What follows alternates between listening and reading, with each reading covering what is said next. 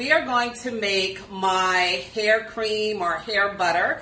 We have here shea butter, flaxseed hair gel. Actually added honey to the flaxseed hair gel because honey is highly moisturizing. Hair growth oil. It's an infusion of herbs and a carrier oil. Use vegetable glycerin. These are things that help nutrients, help the great properties like fatty acids and stuff like that soak into our skin or soak into our hair in this case, providing very rich nutrients, vitamins, minerals. Stuff that we're using isn't just going to keep our hair moisturized, but it's actually nourishing our hair, nourishing our scalp. And that's what we want for strong, healthy hair, okay? So this is a cup of shea butter. Contains a lot of fatty acids. We're going to add the other carrier oil.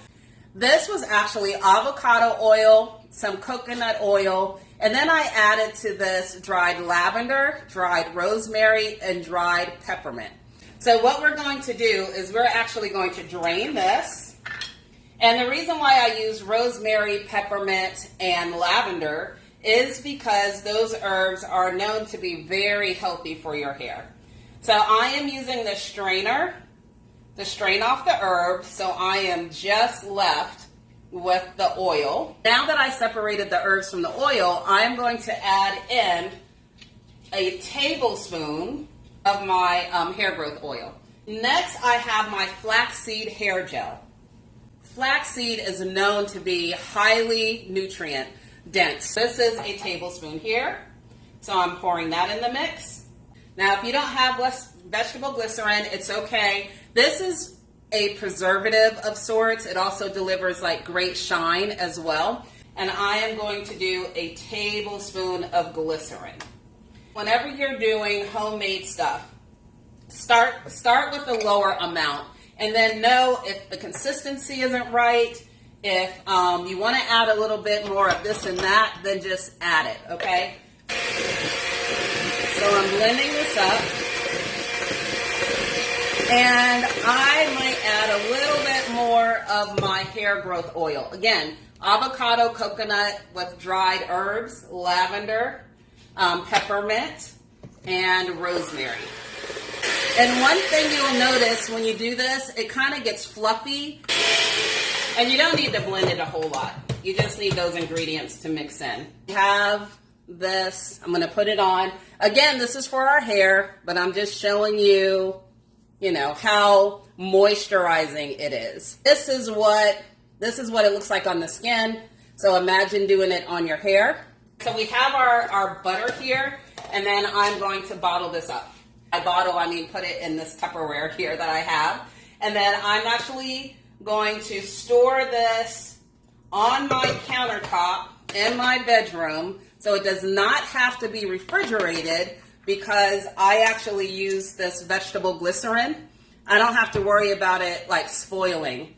And actually, because I put honey in the flaxseed, honey is a preservative as well. And all you would do is after you wash, condition your hair, you would just take this and add it in your hair, rub it all in.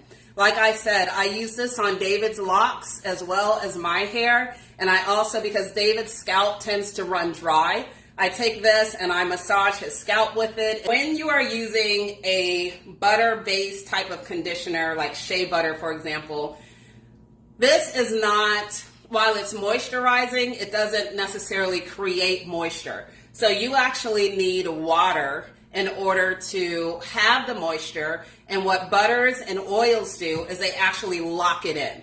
So this is why when you take a shower, it's best to apply body butters and even, your run-of-the-mill lotion when your skin is still damp.